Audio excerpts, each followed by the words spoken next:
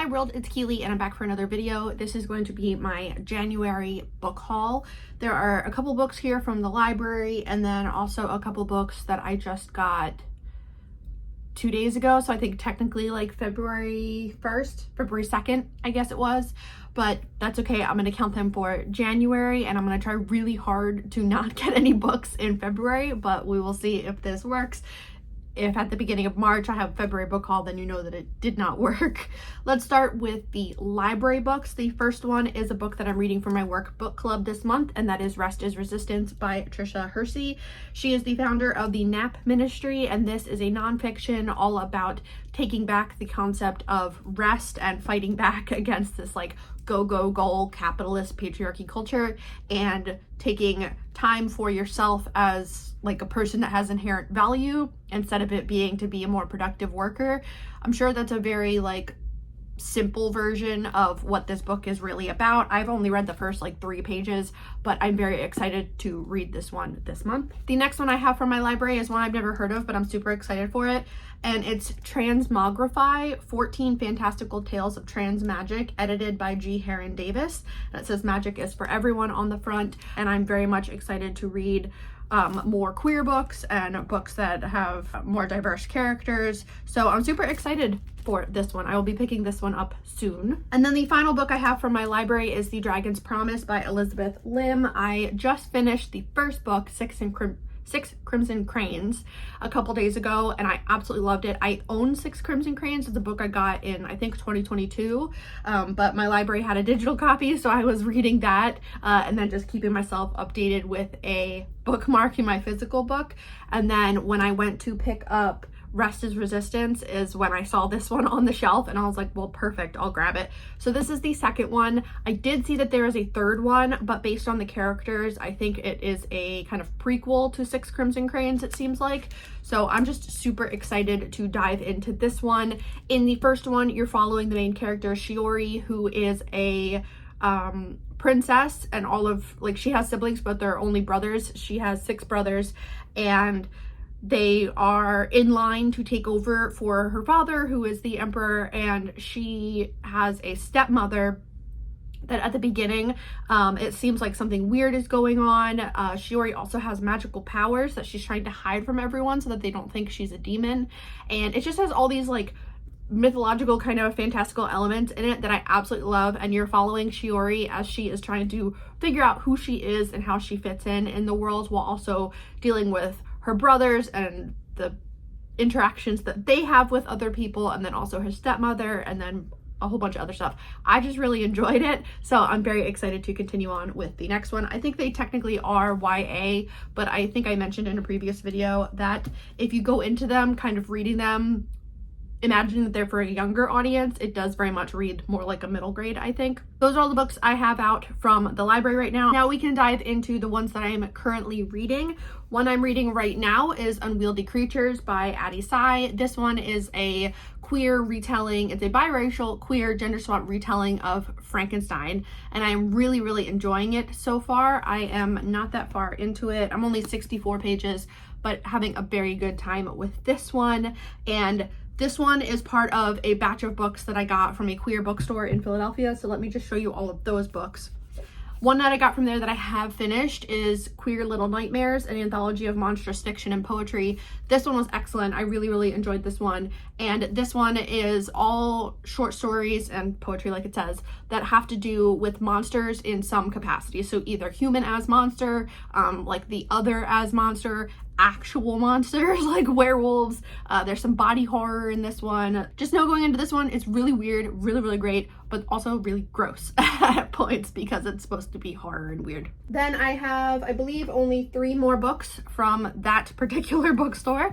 I grabbed Slug and Other Stories by Megan Milks, which is a collection of weird short stories that are all kind of, there's like queer stories and body horror, video games. It sounds like it's going to be really exciting, and I picked it up because of the cover and the title, also because on the back it says a woman turns into a giant slug, and I just thought that sounded wonderful. So very excited to get to this. I have a handful of short story collections that I just got over the last month, so maybe I'll do a separate video of short story collections like me reading through them. That might be fun. And my favorite title ever of any book, I think, is Things to Do When You're Goth in the Country and Other Stories by Chavissa Woods. This one is all about people that live on the fringes of society, and it very much caught my attention because I was the goth kid growing up. We didn't live in the country, we lived in the suburbs, but very much that was a huge part of my life. As you can probably tell, it has stuck with me.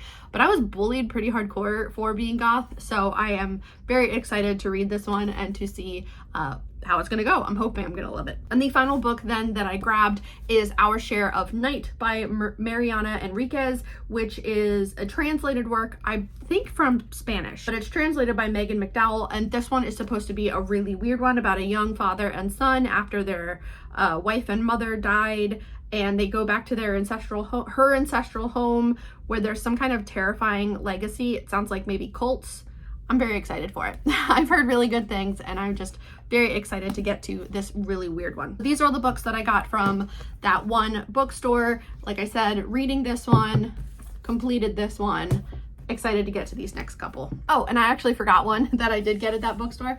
The last book that I grabbed from that bookstore then was Frankenstein by Jeanette Winterson, which is another retelling of Frankenstein that takes place in Britain during Brexit. There's a transgender doctor, an AI creation. It just sounds like it's going to be wonderful, and I've heard really, really great things. This is actually one of my picks for the BookTube spin, so I do need to read this one this month. Okay, now I think that's it for that bookstore. Then I went to another bookstore with one of my friends, and I purchased 3 books there, and I've already finished one of them. This one is the one that I've already read. This one is The Black Flamingo by Dean Atta, and it was absolutely my favorite book of January that I've read so far this year.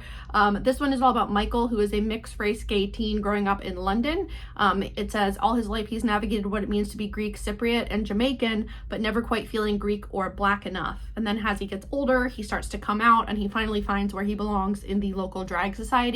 And it's all told through verse, and I just thought it was wonderful. I really, really enjoyed this one. I read it in one sitting the other night. Highly recommend it. Then the other 2 books that I purchased at that time are the first 2 books in a trilogy by Marlon James. This is the Dark Star trilogy. So book 1 is Black Leopard, Red Wolf, and the second one is Moon Witch, Spider King. I got these 3 books from a Black-owned bookstore in Philadelphia called Uncle Bobby's Cafe and Books, which I highly recommend. Then I've purchased random books at Target because of course I did. 2 I'm reading for a vlog that I keep forgetting to update, so I need to do that. Those 2 are A Little Life by Hanya Yanagihara, and this one is about 4 friends and kind of their lives together. And so far I've only read the first chapter of this one, but as you can see, maybe you can, I've been tabbing stuff off that I have a feeling this one's gonna break me as much as it broke everyone else that read it, for the people that enjoyed it. I know some people really hated that one, but I'm enjoying it already. And then the other one that I'm reading along with that one is the first book in the Crescent City series by Sarah J Maas, House of Earth and Blood.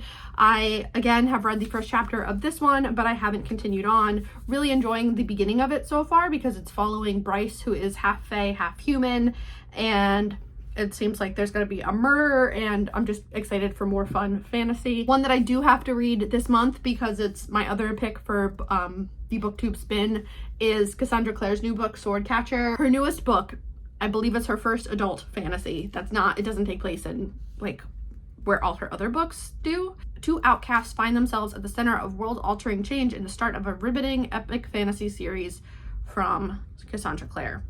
And I don't know a ton about it, and I'm kind of okay with not knowing a ton about it. I'm just gonna go into it blind and hopefully enjoy another huge fantasy, although I don't think this one's actually that big. No, it's less than 600 pages. It just looks gigantic. And the final book then that I did get from Target is A Demon's Guide to Wooing a Witch by Sarah Hawley. This is the follow-up to the first book, A Witch's Guide to Fake Dating a Demon. In the first book, you're following this collection of friends who are witches, and then a demon ends up having to come to Earth to take the soul of one of the witches because she's super powerful. They fall in love instead, and I just really loved that book. So when I saw there was another one that includes some of the characters from the first book, but now it's their perspective, I just immediately had to get it. So I picked it up and I read the first like 18 pages, but I have not gotten farther than that in this one. So I just need to read this one. And the final books that I have for this haul to actually show you, because I did buy 2 more books, but they haven't shown up yet, are 3 books that I just got when I went out with my sister the other day. The first one that I picked up is Death Stranding. This is based on the video game. So it's based on production by Hideo Kojima and novelized by Hitori Nojima, translated by Carly Radford.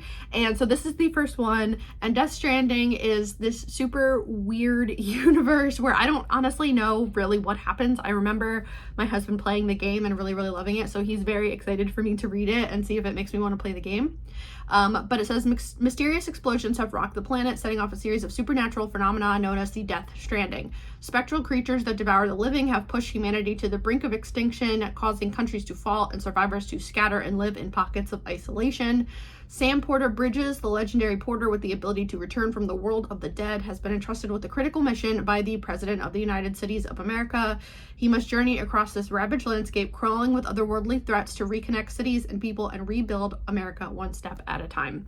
So I started reading this one yesterday. I'm about 30 pages into it, and I am really enjoying it so far. And then the second book that I grabbed there was also Umberto Eco's Name of the Rose. And this one is translated by William Weaver, and I heard this one, I heard about this one on a couple people's channels recently, but this one takes place in the 1300s, 1400s, 14th century, so 1300s. Yeah, the year is 1347, and it's all about a monk who has to solve a bunch of murders in an Italian abbey, and it sounds like it's gonna be really interesting and really fun, so I'm super excited to get to this one. And the final one is one that I'm very excited to read because I absolutely love this author, and I now have a stack of her books that I need to get to, but this is the one I'll be reading next, is How Long Till Black Future Month by N.K. Jemisin. This is a collection of short stories. I believe they are like Afrofuturism stories, which I've been trying to read more of because I've really enjoyed all of the Afrofuturistic stories that I've been reading. Just super excited to get to this one. I have read the Broken Earth trilogy by N.K. Jemisin, the Green Lantern graphic novel, and then some short stories, or like novellas that you can get on Amazon Unlimited. And then the other 2 books that I purchased so far this month are is it the 5th and 6th or the 6th and 7th books in the Wheel of Time series by Barbara Jordan. Yes, I already have them. I have them in the like 90s mass market paperback version, which is, I've been swapping between those versions and the Amazon mass market paperbacks with like the plain covers. As we read the first couple books together, my friends and I are reading through the series, but they're just not fun to read from, like the actual big, thick paperback, mass market paperbacks, because they're all like 1,000 freaking pages. So instead I went on Waterstone's website, which is a UK bookseller, and purchased the next 2 books that I need to read in the bigger paperback versions that have like chill covers. So they're going through customs. They're taking forever to get here. I don't know when they'll get here, but they technically count as January purchases. Like I've been doing since last year, I am keeping track. I have all of these spreadsheets that I use. Well, it's not spreadsheets, it's a Word document that I use where I write down all of the books I've read. Do I own them? Were they library books? Were they audiobooks? When did I buy them? If it's been, you know, this year, last year, pre when I started keeping track, and then all the books that I've been purchasing. So I am very much keeping track of that and trying to make sure that I'm not purchasing a bunch. I didn't plan on buying a bunch of books at the beginning of the year, but then I did anyway, so oh well. So I need to read all of these, so they'll be featured highly on my channel over the next couple months as I work my way through them. But I just wanted to get this film so I could get these books off the floor and onto my TBR cart. And that's it. Thank you so much for watching. Let me know if you've read any of these books. Did you purchase any books in January that you're very excited for? And that's it. Thanks for watching. Bye.